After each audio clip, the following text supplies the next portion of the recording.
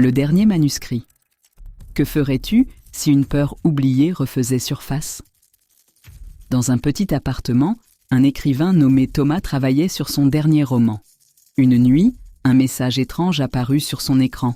« Je sais ce que tu as fait. » Il pensa que c'était une blague, mais une peur glaciale s'insinua en lui.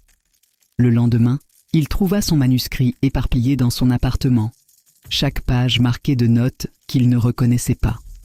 L'une disait « Tu ne peux pas fuir tes démons. » En retournant à son bureau, il découvrit une scène de son livre affichée à l'écran avec une fin qu'il n'avait jamais écrite. Une silhouette terrifiante émergeait des ténèbres, celle qui hantait ses cauchemars d'enfant. Plus il écrivait, plus il se sentait piégé, comme si son propre récit prenait vie.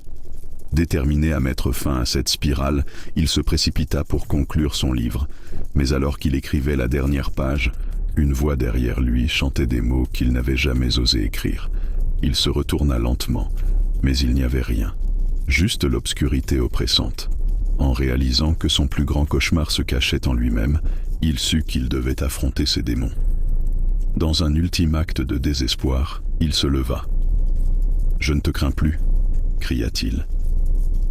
Mais la silhouette éclata de rire, un son glacial résonnant dans son esprit.